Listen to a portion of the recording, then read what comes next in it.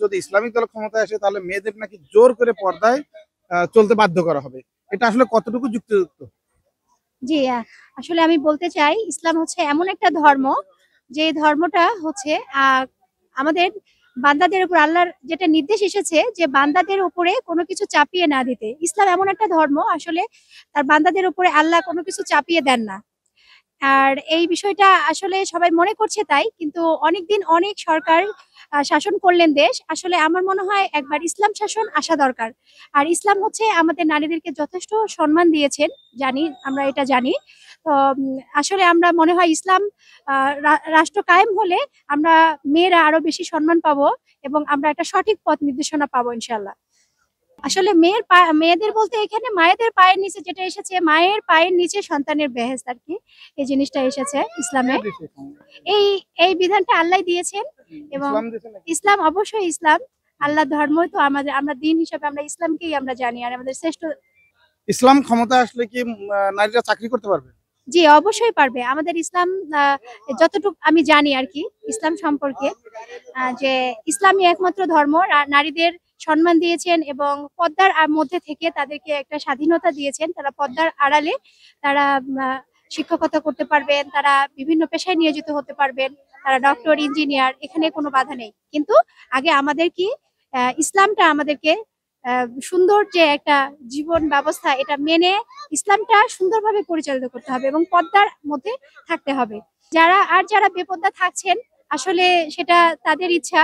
আর আমাদের ইসলাম কখনো কাউকে জোর করে না, জাস্ট তাদের কাছে আল্লাহর আসলে আমরা মেসেঞ্জার হিসেবে কাজ করি। আল্লাহ আমাদেরকে মেসেঞ্জার হিসেবে পাঠিয়েছেন, আমাদের মহান দূত, মানবতার কল্যাণের দূত নবী করিম সাল্লাল্লাহু আলাইহি সাল্লাম। তিনি এখন নেই, কিন্তু তার উম্মত হিসাবে আমরা সেই কাজটা মানে উনি বলে গিয়েছেন, তাদের উম্মত হিসেবে আমরা সেই কাজটা বলবো যে প্রত্যেকের কাছে আমরা যদি কোরআনের একটি আয়াত জানি যে আল্লাহ আমাদের কিভাবে দিক নির্দেশনা দিয়েছেন, সেই আয়াতটা আমাদের ভাই বোনদের কাছে পৌঁছে দিব। এটা এখন মানা না মানা এটা হচ্ছে তার ইচ্ছা। হ্যাঁ, যে কতটুকু মানবেন এটা, কিন্তু ইসলাম কাউকে কোনো কিছুতে জোর করেন না বা বাধ্য করে নাই। এটা মহান আল্লাহ তাআলা রব্বুল আলামিনেরই হুকুম। ইসলামিক সরকার যদি ক্ষমতা আসে তাহলে মেয়েদের জন্য কি কি সুযোগ সুবিধা আছে? পর্দা সহকারে আমরা যেভাবে চলতেছি এটা আসলে পর্দা কোনো কিছু জোর করে না, এটা হচ্ছে নিজ স্বাধীনতা পাবে আর কি। চাকরি বাকরি করতে পারবে? হ্যাঁ, অবশ্যই পর্দা মেনটেন করে সবকিছুই করা সম্ভব আসলে। আচ্ছা, ইসলামিক দল যদি ক্ষমতা আসে মেয়েদের জন্য ভালো না খারাপ? হ্যাঁ, অবশ্যই ভালো। এমনকি আমি চাই যে ইসলামী দল বাংলাদেশে ক্ষমতায় আসুক। যারা বলতেছে যে ইসলামিক দল ক্ষমতা আসলে মেয়েদের প্রতি ইসলামিক আইন জোর করে চাপিয়ে দেওয়া হবে, কতটুকু যুক্তিযুক্ত এই কথার ভিতরে? হ্যাঁ, আমার কাছে মনে হয় এটা ষড়যন্ত্র, এটা বিরোধী দলেরা একটা কুৎসা রটাচ্ছে। কারণ ইসলাম হচ্ছে সবার জন্য সহজ, ইসলাম সবাইকে সহজ করে চলার জন্য ব্যবস্থা দিচ্ছে। ইসলাম হচ্ছে পূর্ণাঙ্গ জীবন ব্যবস্থা।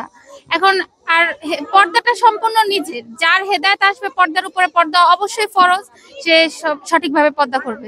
ইসলামিক দল ক্ষমতা আসলে নাকি মেয়েদেরকে জোর করে পর্দায় নিয়ে আসা হবে, এটা কি আসলে কতটুকু যুক্তিযুক্ত আপনি মনে করেন? এই কথাটা আমার কাছে একদমই অযৌক্তিক মনে হচ্ছে, কারণ এরকম কোনো কথা কোনো ইসলামিক দল বলে নাই। আমাদের বাংলাদেশে কোনো ইসলামিক দলই এটা বলে নাই, বরঞ্চ বলা হয়েছে বাংলাদেশের মানুষের পূর্ণাঙ্গ স্বাধীনতা দেওয়া হবে।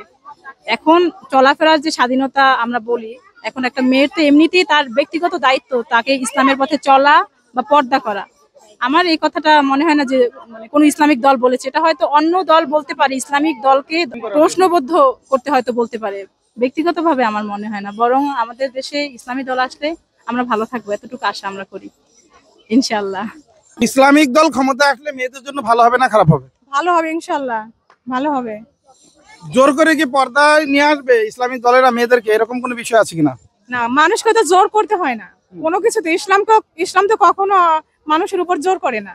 যদি ইসলামিক কোনো দল ক্ষমতা আসে তাহলে নারীরা নাকি তাদের স্বাধীনতা হারাবে, এটা কতটুকু সত্য? নারীরা হলো আপনার আমাদের নবী হযরত মুহাম্মদ সাল্লাল্লাহু আলাইহি ওয়াসাল্লাম, উনি যে নারীদের যেই অগ্রাধিকার দেয়া গেছে, এটা পৃথিবীর কোথাও এত বড় অগ্রাধিকার নাই।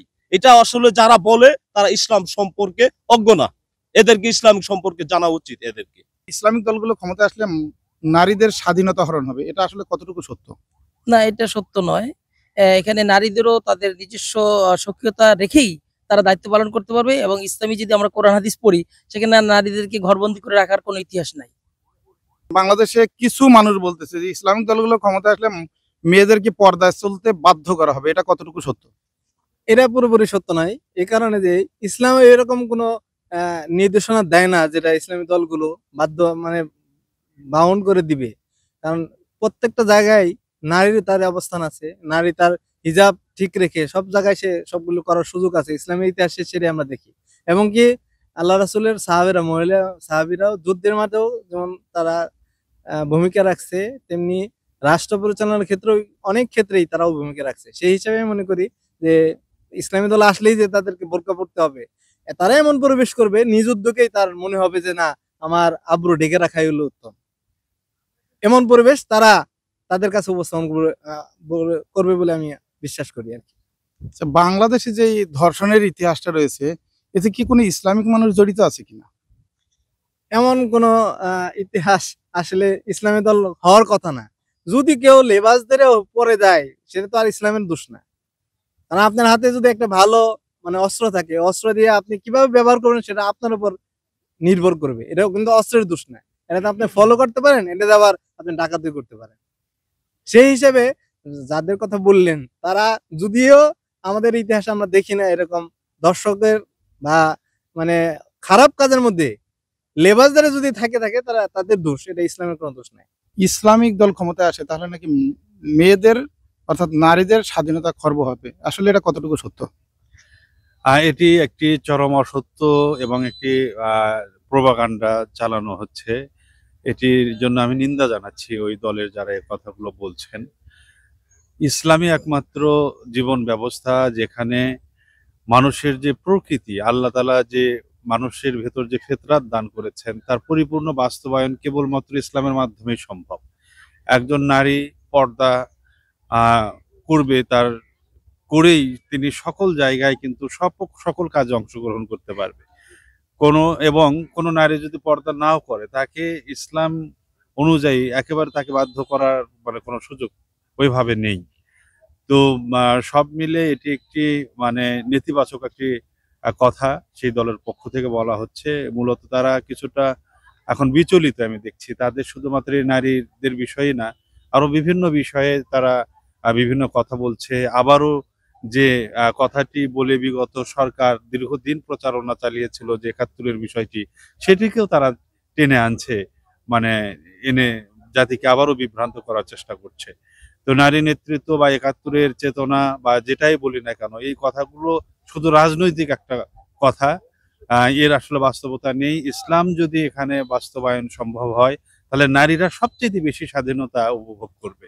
বলা হয়েছে যে একজন যখন একটি ইসলামী রাষ্ট্র কায়েম হয় তখন অন্ধকার রাত্রেও একজন মহিলা নির্বিঘ্নে রাস্তাঘাটে চলাফেরা করতে পারবে, তার উপর কেউ করবে না। আর পর্দা এটি নারীর একটা মানে ভূষণ বলা যায়। পর্দার মাধ্যমে নারী তাকে যেমন সংরক্ষিত করতে পারে, তেমনি তার সম্মানও কিন্তু বাড়ে। এবং আমাদের প্রাচীন বাংলায় আপনি জানেন যে একসময় মেয়েরা রিক্সায় চড়তো, রিক্সাটাকে ঘিরে রাখতো। অভিজাত মানে পরিবারের যারা বেপর্দাভাবে চলাফেরা করতো, এগুলো মূলত ছিল নর্তকী এবং মানুষকে বিনোদন দেওয়া, যাত্রা বা ইত্যাদিতে। এদেরকে কখনোই পজিটিভলি দেখা হয়নি। কিন্তু এই কালচারাল চেঞ্জের ফলে এখন এই উলঙ্গপনাকেই আধুনিকতা বলা হচ্ছে। এটি আসলে নয়, এই উলঙ্গপনা কখনো আধুনিকতা হতে পারে না। আমাদের যে শালীন যে পোশাক রয়েছে ইসলামের, এটি আসলে আভিজাত্য এবং এর মাধ্যমে একজন নারী কিন্তু সম্মানিত হয়। এজন্য ওই দলের এই প্রচার প্রভাকাণ্ডা যেটা চালাচ্ছে এর আমি তীব্র নিন্দা জানাচ্ছি। আচ্ছা, যারা বেপর্দায় চলে তাদেরকে কি ইসলামিক দলগুলো কি যদি ক্ষমতায় আসে পর্দায় চালানোর জন্য জোর জবরদস্তি করবে কিনা? আমার মনে হয় না যে তারা এটি করবে। তার কারণ ইসলাম এমন একটা দিন বা এমন একটা জীবন ব্যবস্থা যেখানে আসলে আরোপ করে না। একজন মানুষকে তখন তারা এটা মোটিভেশনাল ওয়ার্ক করবে, মোটিভেশন চালাবে। মোটিভেশন চালানোর ফলে স্বতঃস্ফূর্তভাবে নারীরা পর্দা করবে। এখানে কাউকে জোর করে পর্দার মধ্যে বা বোরখার মধ্যে ঢুকানো বা ঘরের মধ্যে বন্দি করে রাখা, এটা ইসলাম কখনোই এটা করে না।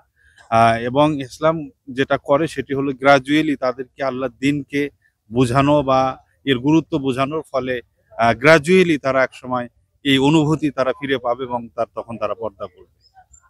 জি, আপনাকে অসংখ্য ধন্যবাদ। আপনাকেও ধন্যবাদ।